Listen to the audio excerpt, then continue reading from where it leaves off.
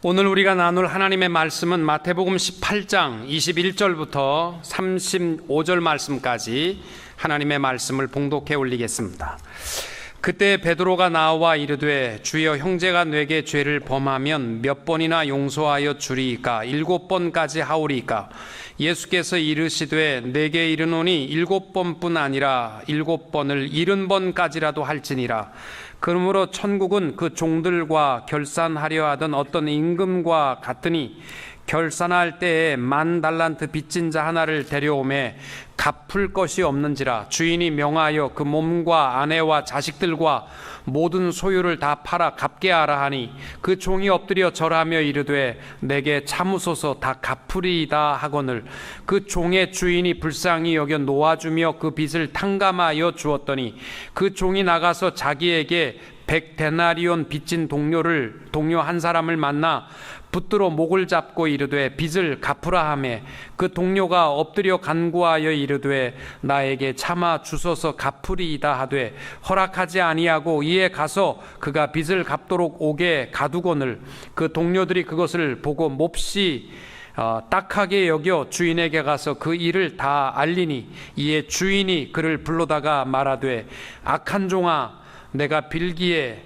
내가 내 빚을 전부 탕감하여 주었거늘 내가 너를 불쌍히 여김과 같이 너도 내 동료를 불쌍히 여김이 마땅하지 아니하냐 하고 주인이 노하여 그 빚을 다 갚도록 그를 옥졸들에게 넘기니라.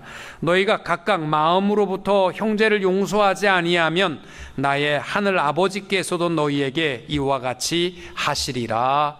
아멘. 오늘 예수님께서 본문을 통하여 우리에게 주시는 말씀의 주제는 용서입니다. 저는 늘 용서에 대해 말씀을 준비할 때마다 참 힘듭니다. 그래서 몇 번이고 본문을 그냥 건너뛸까 이런 생각도 많이 했습니다. 왜냐하면 용서에 대해서 말로 표현하기는 쉽지만 실제적인 나의 삶 속에 용서하지 못하는 마음이 있기 때문입니다. 용서에 대해서 말로만 멋지게 외치는 설교자가 되기 쉽기 때문에 이 말씀을 준비할 때만큼은 주님, 이 말씀이 내게로 들려지는 하나님의 음성으로 듣게 하옵소서 늘 몇 번이고 엎드리며 이 말씀을 준비했습니다. 우리가 신앙생활을 한다라는 것이 뭡니까? 주일날 교회 나오는 것이 신앙생활이라고 생각하십니까? 신앙생활이라는 것에는 세 가지 중요한 모습을 가지고 있어야 합니다. 첫째는 예수님을 나의 구주로 영접한 삶이 신앙생활입니다. 요한복음 1장 12절 영접하는 자 곧 그 이름을 믿는 자들에게는 하나님의 자녀가 되는 권세를 주셨다. 이것이 신앙생활입니다. 아무리 교회 평생을 다녔어도 예수가 내 삶의 주인이심을 고백하지 못하면 아무 소용없습니다. 둘째는 예수님을 인격적으로 만나는 것입니다. 근데 이 인격적인 만남에는 반드시 용서를 전제한 만남입니다.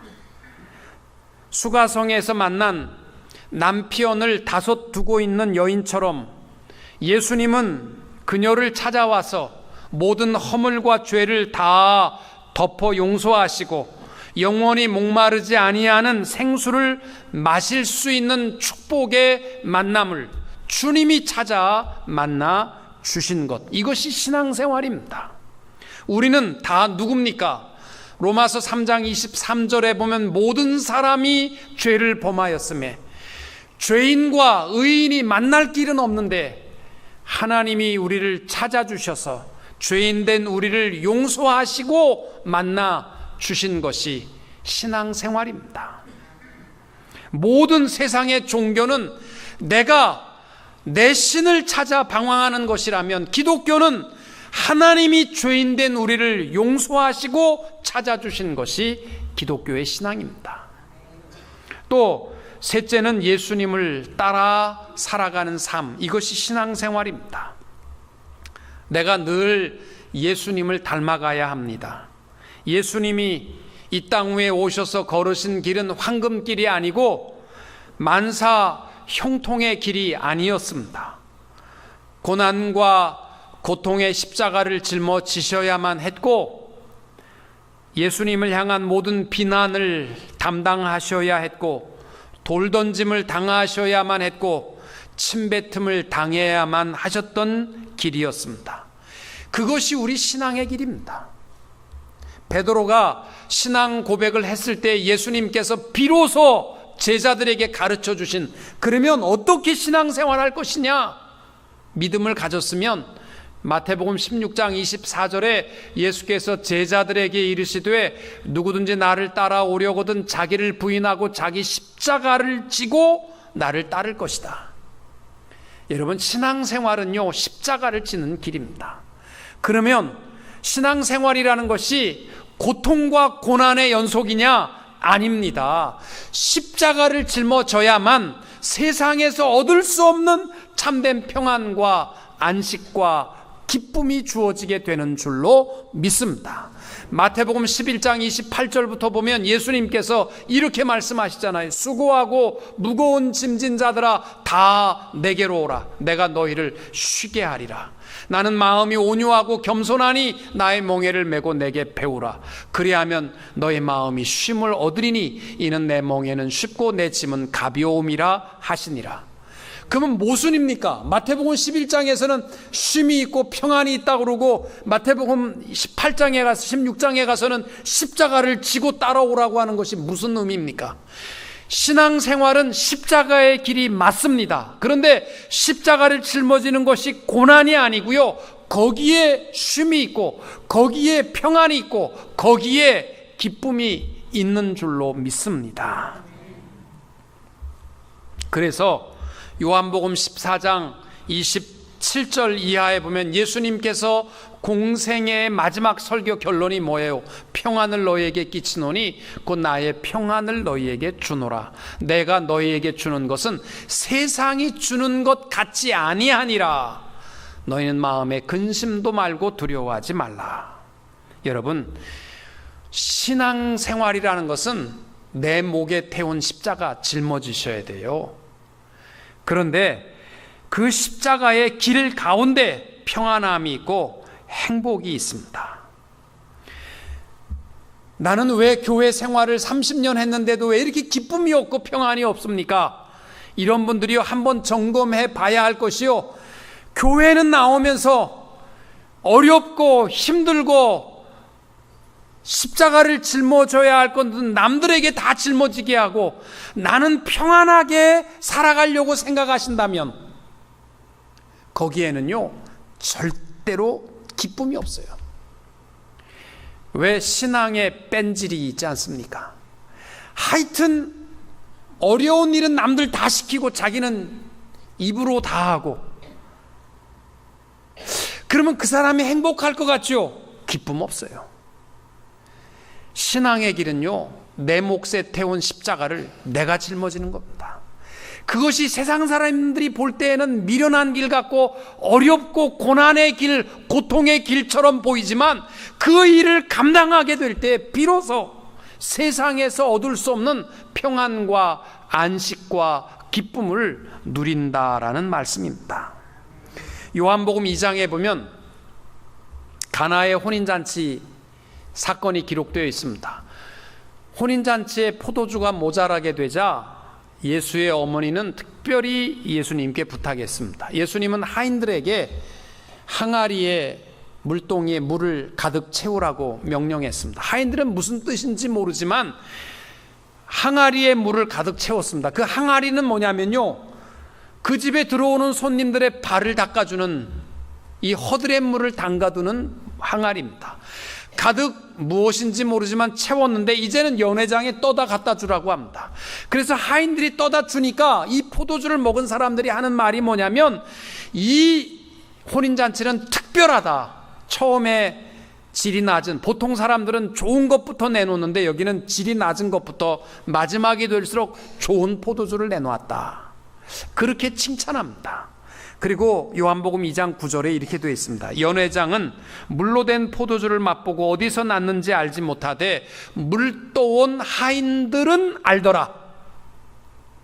이 기쁨, 하인들이 한 일은 순종한 것밖에 없어요. 물 떠다 놓으라면 떠다 놓았고 떠다 주라고 하면 떠다 준 것밖에 없어요. 그런데 세상 사람들은 알지 못하지만 그 기쁨, 깨닫는 기쁨, 하인들만 알고 있는 기쁨이 우리 십자가를 짊어지는 사람들이 가질 수 있는 행복이요 기쁨인 줄로 믿습니다. 오늘 본문으로 다시 돌아오면 우리는 용서의 전제 위에 세워진 것이 신앙생활입니다. 예수님의 용서하심이 없었다면 어느 누구도 이 자리에 앉아 있을 수 있는 사람이 없고, 신앙생활이라는 것은 용서함 받은 자들이 용서하며 살아가는 생활입니다. 어떤 신학자는 이런 이야기를 했습니다. 하나님만큼 많은 사람들로 하여금 범죄와 욕을 당하신 분은 없으며, 그럼에도 하나님만큼 쾌히 그리고 철저하게 용서한 분도 없다. 다윗은 시편 103편에서 이렇게 고백합니다. 동이 서해에서 먼 것 같이 우리 죄과를 우리에게서 멀리 옮기셨다. 이게 하나님의 용서의 축복입니다. 골로새서 3장 13절 이하에 보면은 바울이 이렇게 말합니다. 누가 네게 혐의가 있거든 서로 용납하여 피차 용서하되 주께서 너희를 용서하신 것과 같이 너희도 그리하고 이 모든 것 위에 사랑을 더하라. 이것이 온전하게 매는 띠니라. 여러분, 우리 교회가 40년이 되었습니다. 이민교회 40년 동안 아름답게 성장한 교회는 드뭅니다. 그런데 우리 교회가, 우리 아까 서장로님 기도한 것처럼 우리가 새로 역동적으로 일어나는, 그리고 말씀과 새로운 결단으로 일어나기 위해서는 우리 밑바닥에 깔려 있어야 할, 전제되어야 할 가장 중요한 것이 용서라는 것입니다. 우리 마음에 어떠한 것이라도 용서하고, 몇 번이나 용서할까요? 무제한적으로 용서하고, 그 위에 우리 교회가 새롭게 일어날 수 있는 새로운 도전 가운데 50년, 100년을 향하여 출발하는 우리 교회와 성도님들이 될 수 있기를 원합니다. 그래서 오늘만큼은요, 용서라는 것이 이론으로 끝나지 마시고, 행여나 여러분 마음속에 지금까지 내 마음에 생각만 나면 분노하게 하는 그 용서하지 못하는 마음, 지옥과 같은 삶을 털어버리고 마음으로부터 용서하고 천국의 기쁨을 누릴 수 있는 성도님들이 다 되시기를 주님의 이름으로 축원합니다. 첫 번째로 우리가 나눌 말씀이 뭐냐면, 하나님 나라에 대해서 얘기하면서 예수님께서 천국은 용서로부터 시작되는 곳이 천국이라고 말씀합니다. 하나님께서 인류를 향하여 여러 가지 계획을 갖고 계시지만 그 중에서도 하나님은 세 가지 위대한 우리를 향한 계획이 있으셨습니다.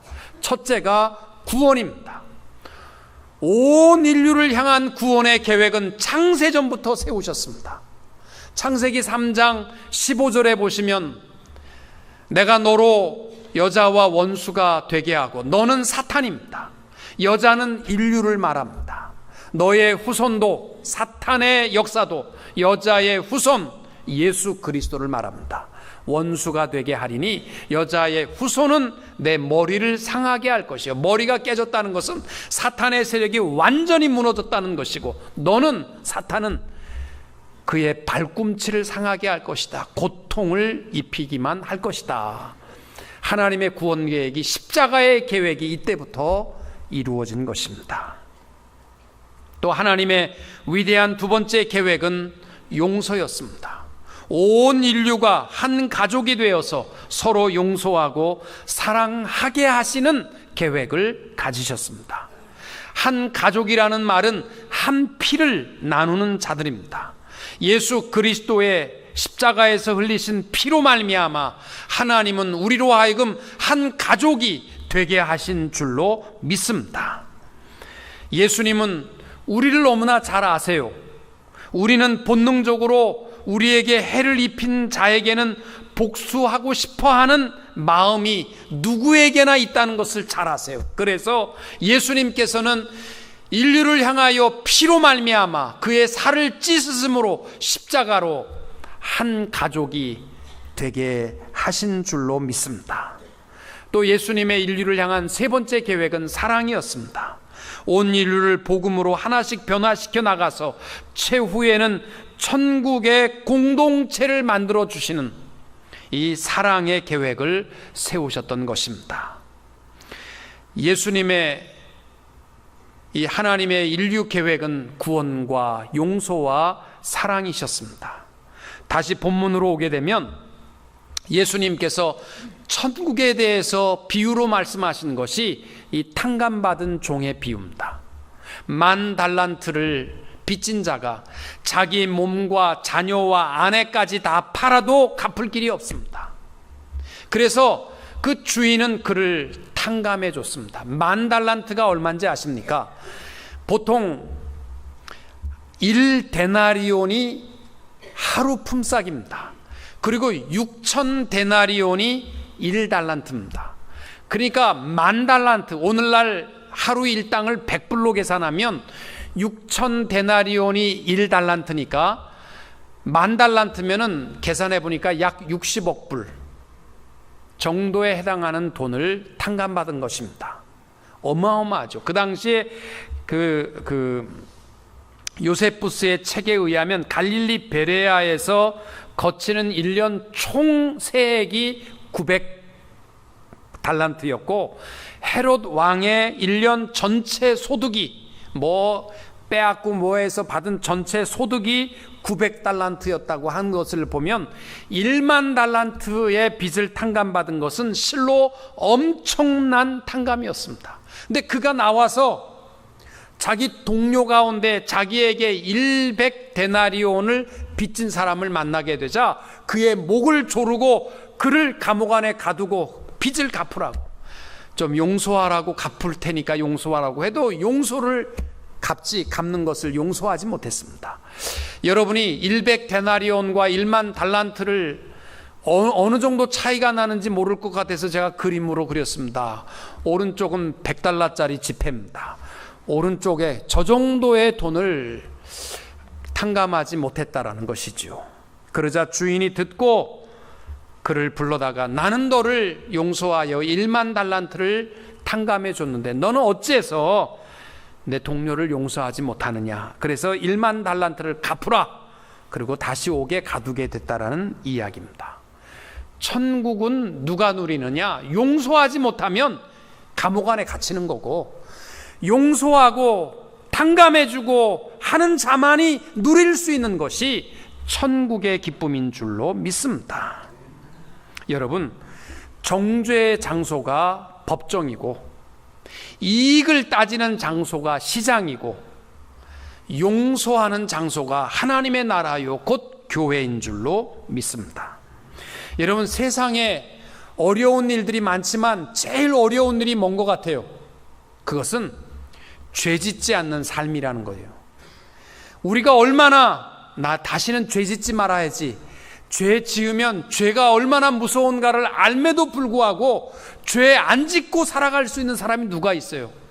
죄 안 짓고 살아가는 것만큼 어려운 거 없습니다. 또 어려운 것이 용서라는 거예요. 용서해야만 된다는 거 알아요. 그런데 용서를 하는 것이 얼마나 어려운지 모릅니다. 예수님의 인생은 용서하시기 위하여 오셨고 용서하는 삶이셨고 용서로 구원의 완성을 이루신 분입니다. 마태복음 1장 21절에 보면 예수님이 이 땅 위에 오실 때 선포되어진 천사의 음성이 뭐예요? 아들을 낳으리니 이름을 예수라 하라. 이는 그가 자기 백성을 저희 죄에서 구원할 자이심이라.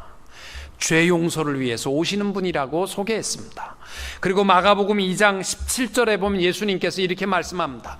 건강한 자에게는 의원이 쓸데없고 병든 자에게라야 쓸데있느니라. 내가 의인을 부르러 온 것이 아니요 죄인을 부르러 왔노라. 아멘. 주님은 죄인을 찾아주셨습니다. 그리고 마지막 십자가에 죽으실 때 누가복음 23장 34절에 아버지요 저희를 용서하여 주옵소서 자기의 하는 것을 알지 못함이니이다.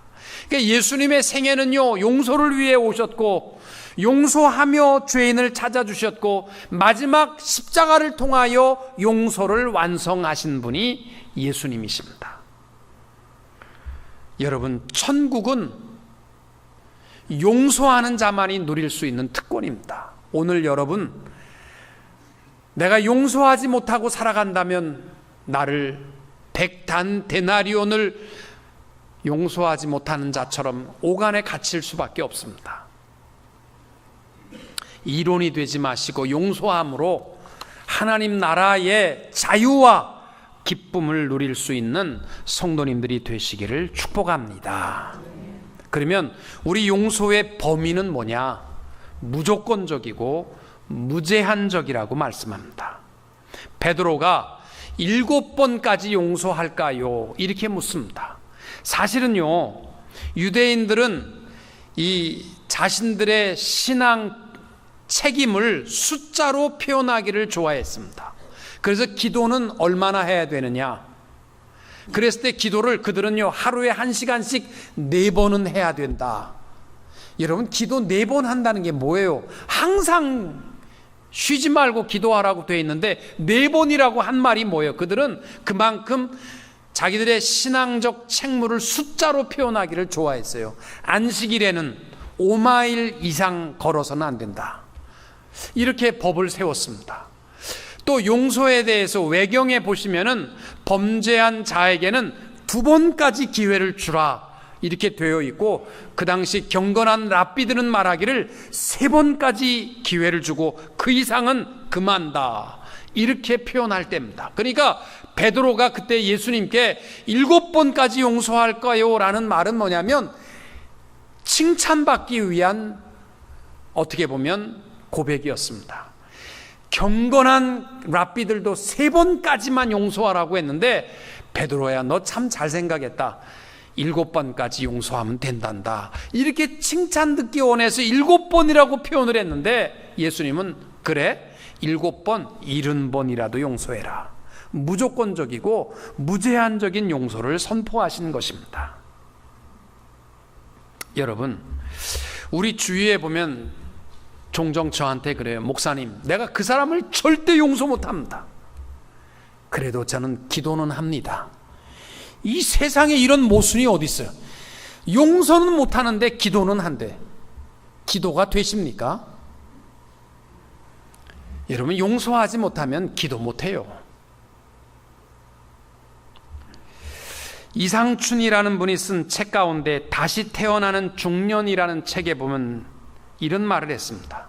용서는 다른 사람보다 우선 자기 자신에서부터 시작해야 한다. 자신과 화해하지 않고서는 다른 사람을 용서할 수 없다. 자신의 부족함이나 잘못을 받아들여 막혔던 마음이 뚫리지 아니한다면 다른 사람을 받아들일 공간이 없다. 여러분, 제일 먼저 용서해야 될 것은 여러분 자신입니다. 못마땅한 것 있잖아요. 그러나 용서하세요. 그리고 내 불안함, 내 무능함으로부터 자유롭게 되시고 또 모든 사람을 용서하며 살아갈 수 있게 되시기를 바랍니다. 이게 성도입니다. 여러분, 1994년 10월 21일 아침 7시 36분 한국의 성수대교가 무너졌습니다. 그때 아마 한국에 계신 분들도 계실 거예요. 그때 제가 그 사건 일지를 여러분 인터넷으로 찾아보면요, 특이한 기록이 나와요. 거기에 보면 32명이 물에 빠져서 죽었는데 대개 무학여중, 무학여고에 학교에 가는 통학 학생들이 많이 죽었습니다. 근데 32명 가운데 서울대학교 3학년인 교생 선생님이셨던 이승영 양, 찬양대로 봉사하는 자매였는데 그날 통학버스를 탔다가 죽었습니다. 그 사건이 보도되자 학부모들이 와가지고 뭐 시 당국자들, 뭐 건축업자들, 뭐 멱살을 쥐고 내 딸 살려내라고 막 아우성을 치는데, 이 이승영 양의 어머니 권사님은 특이한 거예요. 그래서 이 사건이 성수대교 사건에 보면 일지에 이 이승영 양의 사건이 기록되어 있고, 모든 신문마다 이승영 양의 사건이 다 탑기사로 나왔습니다. 무슨 내용이냐면, 어머니 권사님이 오자마자 자기 딸의 시신을 확인하고 내 딸이 맞습니다. 의사 선생님, 내 딸은 어렸을 때부터 각막 기증을 하기를 원했습니다. 제발 내 딸의 각막을 필요한 사람에게 좀 주십시오. 의사 선생님이 말하기를 안 됩니다. 이미 시간이 오래되어서 각막이 손상되어 쓸 수가 없습니다. 그래요 선생님, 그러면 내 딸의 어느 시신의 장기라도 좋으니까 빼서 필요한 사람들에게 주세요. 내 딸은 그렇게 살기를 원했습니다. 물속에 오래 있었기 때문에 쓸만한 장기가 하나도 없습니다. 그러면 어떡하죠? 그러면 내 딸을 의과대학에 기증합니다. 학생들이 공부하는 곳에 시신이라도 연구하도록 썼으면 좋겠습니다. 그래서 자기 딸을 의과대학 해부용으로 기증합니다. 다른 사람들은 전부 달라붙어서 내 딸 살려내라고, 왜 내 딸을 죽였냐고 소리치는데, 이 권사님은 내 딸을 기증합니다. 얼마나 더 많이 받아내려고 하지만 이 권사님은 2억 5천을 받아서 전액을 장학금으로 그 자리에서 기증했습니다. 25억을 주면 어떻고, 2,500만 원을 주면 어떻고, 2만 5천 원을 주면 어때요? 무의미한 거예요. 다 자기 전액을 장학금으로 공부 못하는 사람을 위해서 기증했는데, 이것이 하도 이상해서 기자들이 세상에 어떻게 이럴 수 있느냐, 그래서 이 성수대교 사건에 이승영 양의 사건이 탑기사로 실려 있고, 집에 가서 찾아보시면 성수대교 사건 일지에 보면 이 이승영 양의 사건이 그대로 기록되어 있습니다. 오늘날 뭐 기독교에 대해서 그렇게 욕을 하고 교회가 하는 일이 뭐 있느냐고 욕하고 하지만요, 실상 장기 기증자의 90%가 기독교인들입니다. 이건 의학 통계입니다. 누가 뭐라고 그래도 내 몸을 희생하고 용서하고 그래도 덮어주고 베풀기 원하는 것이 기독교인들입니다. 우리들 마음에도 이 마음이 있기를 원합니다. 나는 뺀질대고 아무것도 베풀지 아니하고 그러니까 욕먹는 겁니다. 우리가 새롭게 되기를 원하면, 이 사람은 이래서 절대 용서하지 못하고 저 사람은 저래서 절대로 용서하지 못하고, 이런 지옥에 갇혀있는 자들이 되지 마시고 무제한 무조건적으로 용서하고 하나님을 기쁘시게 하고 자유롭게 살아가는 성도님들이 될 수 있기를 축복합니다. 마지막으로, 용서는 내 자신을 위해서 해야 합니다. 화를 잘 내는 사람들이요, 고혈압과 심장마비가 보통 사람의 2~3배에 이르고, 50대 사망률에 있어서 화를 잘 내는 사람이요 5배 이상 높답니다. 50대에 접어든 사람들이요, 자기 화를 내는 용서부터, 자기 자신으로부터 위해서라도 용서하셔야 됩니다. 영어로 anger bring cancer라는 말이 있습니다. 화내면요 암 생겨요. 하나님께서 이사야 43장 25절에 이렇게 말씀합니다. 나는 나를 위하여 내 허물을 도말하는 자니. 보세요, 하나님께서 우리 모양 보고 이뻐서 용서하는 거 아니에요. 하나님 자신을 위해서 용서하는 겁니다. 저 사람이 어떻든지 간에 여러분 자신을 위해서 용서하시는 성도님들이 되시기를 축복합니다. 용서하기 위해서는 우리에게 필요한 것이 있습니다. 첫째가 뭐냐면 기도입니다. 왜 용서하는데 기도가 필요하냐면, 하나님 앞에 엎드릴수록 내 자신의 부족함을 깨닫기 때문입니다. 저는 그래요. 누가 나를 비방하면 내가 저 사람의 비방보다 더 부족한 자는 아닌가를 생각해 봅니다. 둘째는, 용서하려면 상대방을 이해할 수 있어야 합니다. 이 앤드류 카네기라는 사람은 주위에 자기보다 훨씬 유능한 인재들이 팀웍을 이룬 사람으로 유명합니다. 어떻게 해서 이 사람은 좋은 인재들이 주위에 많았느냐? 그 가장 큰 이유는 용서랍니다. 용서. 이 앤드류 카네기가 젊었을 때에 회사 공금을 갖다 전달해주는 책임을 졌습니다. 그리고 기차를 타고 먼 길을 가는데 가방을 끌어안고 있다가 졸다가 일어났는데 가방이 없어진 겁니다. 돈가방이 없어진 거예요. 가만히 생각해 보니까 창틀에 엎드려 이렇게 붙잡고서 누가 집어갈까 봐 잠이 들었는데 떨어진 거예요. 그래가지고 기관사한테 찾아가서, 기관사 양반, 내가 공금을 떨어뜨렸는데 좀 기차 좀 뒤로 뺄 수 없느냐. 요즘 같으면 어림도 없죠. 옛날에는 기차가 뒤로 후진을 해줬답니다. 그래서 뒤로 한참을 빼서 눈을 뜨고 보니까 이 고랑창에 자기 가방이 있는 걸 발견하고, 이 사람 마음에 결심한 것이 있어요. 사람이 살다 보면 실수할 수 있다. 고의적인 범죄가 아닌 이상은 그 사람의 실수가 평생을 망가뜨려서는 안 된다. 그래가지고 이 사람은 고의적 범죄가 아닌 이상은 용서하고 이해하는 마음을 결단하기 시작했다는 거예요. 그 다음에 용서하기 위해서 필요한 거는 내 자신을 죽이는 겁니다. 한국에 별세 목회를 주장하는 분이 있었습니다. 지금은 돌아가셨는데, 이분이 시골에서 처음에 목회할 때에 교인 몇 명 되지도 않는데 자기를 너무 못 살게 구는 교인이 몇 명 있었대. 그래서 기도할 때마다 하나님, 저 귀신들을 좀 다른 교회로 보내달라고 그렇게 기도를 하는데 주님이 대답을 안 하신 거예요. 주님, 제발 저 사람 좀 다른 교회로 보내주세요 그랬는데, 어느 날 하나님이 응답하시기를 그 사람들은 너무 못돼서 갈 데가 없다 그러시더래요. 그러면 하나님이라도 좀 데려가 주세요. 갈 데 없으면 하나님이 데려가셔야죠. 그랬더니 하나님께서 하시는 말씀이 아직 때가 이르지 아니했노라. 그러면 어떡합니까? 하나님 어떡합니까? 그때 하나님께서 나도 방법이 없다 그랬다는 거예요. 아니, 전능하신 하나님이 방법이 없다는 게 말이 됩니까? 그리고 막 한참을 자기가 하나님과 따지는데 하나님께서 하신 말씀이 나도 방법이 없어서 널 위해 내 아들이 십자가에 죽었다.